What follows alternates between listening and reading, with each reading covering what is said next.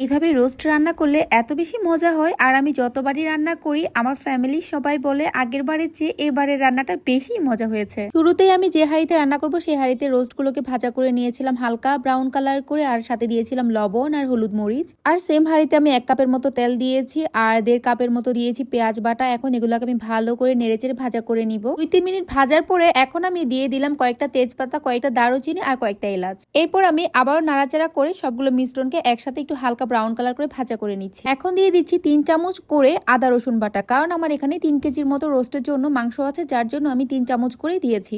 আদা রসুন বাটা দেওয়ার পর আমি মিশ্রণগুলোকে আবারও 5 মিনিটের মতো রান্না করে নিব। এরপর আমি এখানে দিয়েছি স্বাদ মতো লবণ আর 1.5 চামচের মতো মরিচের গুঁড়ো। আপনারা ঝালটা আপনাদের পছন্দ মতোই দিতে পারেন। 2 টেবিল চামচ দিয়েছি ধনিয়ার গুঁড়া আর 1.5 টেবিল চামচের মতো দিয়েছি জিরা গুঁড়া। ব্যাস, আমার এখানে আর কোনো মশলাই আমি ইউজ করব না। মশলা দেওয়ার পর আমি আরো কিছুক্ষণ নেড়েচেড়ে ভেজে নিয়ে 1.5 কাপের মতো তরল দুধ দিয়েছি। আর আপনি রোস্ট রান্না করার জন্য মশলা যত বেশি কষাবেন তত বেশি আপনার রোস্টের স্বাদ আসবে। আমি সব সময় কোনো ধরনের প্যাকেট জাতীয় মশলা ছাড়া নিজের হাতে বানিয়ে মশলা দিয়ে রোস্ট তৈরি করে থাকি। প্রায় 20 মিনিট কষানোর পর আমার কাছে মনে হয়েছে আমার রোস্টের মশলাগুলো একদম পারফেক্টলি হয়ে গিয়েছে। যখনই দেখবেন কোনো মশলা কষানোর সময় উপরে তেল উঠে এসেছে তখনই বুঝতে পারবেন যে আপনার মশলাটা পারফেক্টলি ভাবে কষে গিয়েছে। এই পর্যায়ে দেখতেই পাচ্ছেন আমি কষানো মশলার মধ্যে চিকেনগুলোকে দিয়ে দিয়েছি। আর এই ব্যাপারটা খুবই মজা লাগে আমার কাছে, যখন মশলার মধ্যে চিকেনগুলো দিয়ে নাড়াচাড়া করতে খুবই ভালো লাগে। চিকেন দেওয়ার পর মোটামুটি আরো 20 মিনিটের মতো রান্না করে এখন আমি দিয়ে দিচ্ছি 1/2 কেজি তরল দুধ।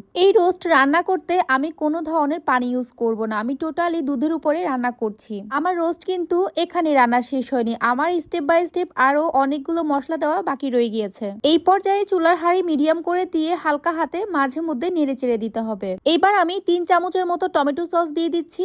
এবার আমি ভালো করে সসগুলো মিশিয়ে নিচ্ছি। আর এখন আমি আরেকটা মশলা রেডি করে নিচ্ছি। এখানে আমি কিশমিশ নিয়েছি, বাদাম নিয়েছি, পোস্তদানা নিয়েছি কয়েকটা জয়ত্রী আর একটা জয়ফল নিয়েছি। আরও নিয়েছি 1 কাপ টক দই, 1.5 কাপের মতো পেঁয়াজ বেরেস্তা। এখন সবগুলো মিশ্রণকে আমি একসাথে ব্লেন্ড করে নিয়েছি।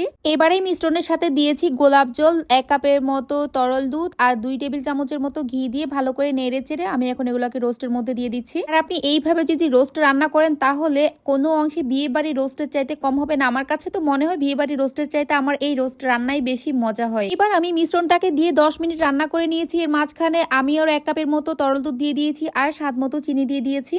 অবশ্যই খেয়াল রাখতে হবে যাতে নিচে লেগে না যায়, তার জন্য কিছুক্ষণ পরপর নেড়ে চেড়ে দিতে হবে। আমার রোস্ট রান্না প্রায় হয়ে গিয়েছে। এই পর্যায়ে আমি 1 কাপ পেঁয়াজ বেরেস্তা, কয়েকটা কাঁচা মরিচ আর 3 টেবিল চামচের মতো গুঁড়ো দুধ আর 2 টেবিল চামচ ঘি দিয়ে ভালো করে নেড়ে চেড়ে নিব। আর এই সবগুলো মিশ্রণ দিয়ে আমি মাত্র 10 মিনিট রান্না করব, তারপরে রান্না হয়ে যাবে আমার কমপ্লিট। আমার এই রোস্ট রান্নার রেসিপি আপনাদের কাছে কেমন লেগেছে অবশ্যই কমেন্টের মাধ্যমে আপনাদের মূল্যবান মতামত জানিয়ে দিবেন। এন্ড যারা আমার এই ভিডিওটি নতুন দেখছেন আর এখন আমার পেজকে ফলো করেনি, প্লিজ সবাই ফলো করে দিবেন এন্ড সবাই লাইক কমেন্ট শেয়ার করে পাশে থাকবেন। ধন্যবাদ।